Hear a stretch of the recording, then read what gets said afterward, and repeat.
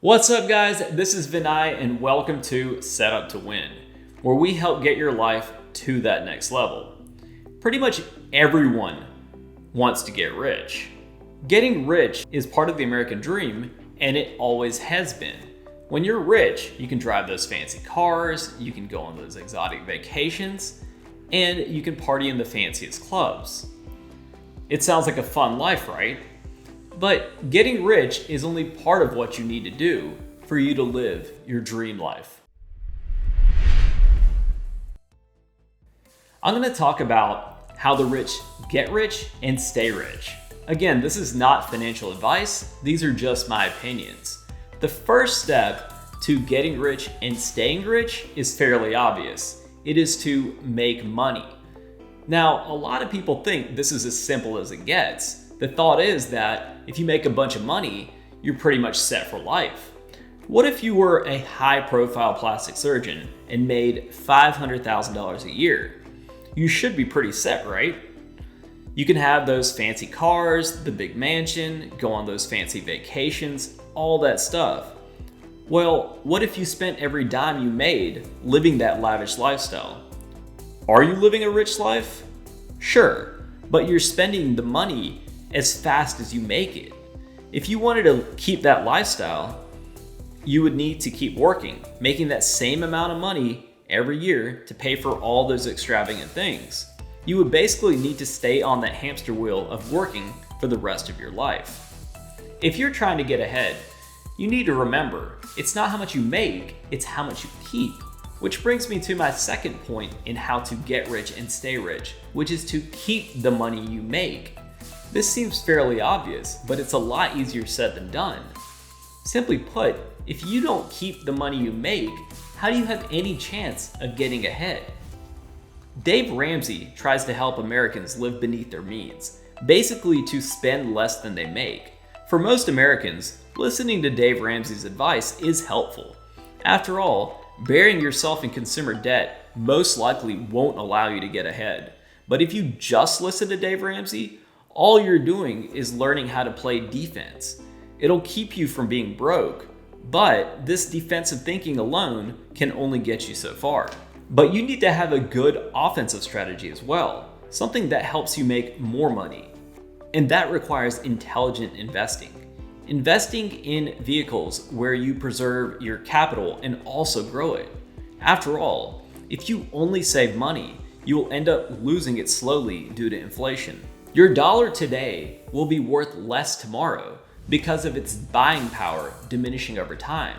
Which leads me to my third step in how to get rich and stay rich, which is to have your money make more money. And this is where it gets really interesting.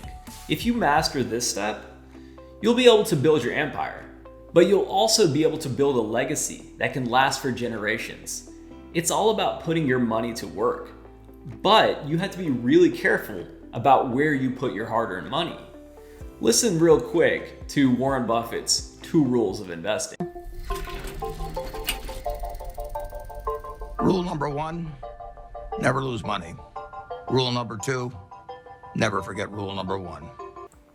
After all, not all investments are good investments. We'll get more into that later. But the 3 steps, making money, keeping that money, and having your money earn more money are very fundamental, but they're not easily mastered. If it were as simple as just making a bunch of money, how come there's so many people out there who were rich at one point, but now they're no longer rich? Let's look at former NBA All-Star and NBA champion, Antoine Walker. Walker was a stud on the court, one of the best basketball players in the world, and he was rewarded handsomely for it. Over his 12-year NBA career, he earned more than $108 million. Think about that for a second. $108 million. That's a crazy amount of money. But he ended up broke. How in the world do you end up broke after earning $108 million? Turns out there were a number of things that contributed to this loss. The first thing that pops out to me is his fleet of luxury cars, including a $450,000 Maybach. Think about that for a second. nearly $500,000 on one car. According to Walker, he gambled a bunch of money away in Vegas. He reportedly loved Caesar's Palace, which I would agree is a gorgeous, world-class resort. If you've ever been there, it's easy to understand how you can get carried away. You're surrounded by luxury once you step into the resort. But listen to Antoine Walker's former college coach, Rick Pitino, describe the situation. But this guy made $14.5 million one year. How could you blow that much? Okay, $14.5 million. So now you have $8 million cash. Well, you've given your family $1 million. Let's say you gambled $1 million. You spent $1 million on your entourage. That's $3 million. Now you have another $1 million in poor investments. You have another $1 million to cars and household expenses. And so it goes because it's the lifestyles of the rich and famous. As Coach Pitino just said, it wasn't just about Walker's lavish lifestyle. It was also about bad investments. Walker reportedly invested $20 million into bad real estate deals before the market crashed in 2008. And this proved to be the knockout punch to Antoine Walker's finances. He ended up declaring bankruptcy in 2010. However, to Walker's credit, he has made it a point of trying to help others not make the mistakes he made. He's spoken very openly about what went wrong, and he even produced a documentary describing his experiences. Antoine Walker is a high-profile example of someone who made tons of money but didn't know how to keep it and certainly didn't know how to multiply it. Walker is just one of countless pro athletes who earn tons of money only to end up broke. But now let's look at someone who played their cards a little bit differently. Shaq. If you don't know who Shaq is, then you've probably been living under a rock. Shaquille O'Neal, aka Shaq, is one of the greatest basketball players not only of his era, but of all time. He was more than 7 feet tall, around 350 pounds, and an athletic freak. He was pretty much unstoppable on the basketball court. And just like Antoine Walker, Shaq was also rewarded handsomely for his services. Over the course of his NBA career, he earned more than $285 million from playing basketball. When Shaq first started collecting those paychecks, his mindset was pretty similar to other young, famous superstar athletes. Listen to this story about how he spent $1 million in 30 minutes. FICA, I forgot about state tax and sales tax, so I probably netted like $700,000. But I didn't know that. I thought I had $1 million, so I always wanted a black-on-black Mercedes-Benz. If you get a black-on-black Mercedes-Benz in the hood, you made it.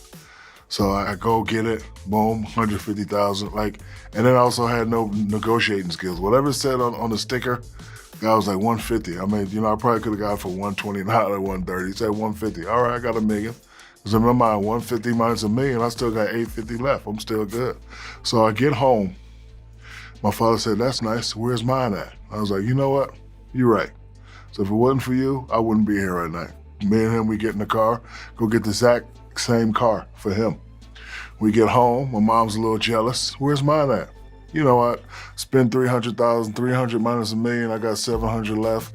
If I buy this one, okay, we're good. If I buy it, so we go and we get her the smaller Benz version. So we got 3 Benzes, and then after that, after I drop them off, I was like, I need some jewelry. So I buy a big old diamond ring similar to this one. After this, Shaq was humble enough to listen to people who were smarter than he was with money. One of these people was fellow Los Angeles Lakers legend Magic Johnson. Shaq decided to only spend 25% of his paycheck and keep the remaining 75% in the bank. And not only did Shaq keep most of his fat NBA paychecks, but he also figured out ways to diversify his income. Through acting in such critically acclaimed movies such as Kazam and Blue Chips. I'm only kidding here, those movies sucked, but he still made money. He released rap albums, he had a bunch of endorsement deals, and he even made a video game, Shaq Fu. Shaq figured out ways to make a bunch of money, but what did he do with it? Turns out, a bunch.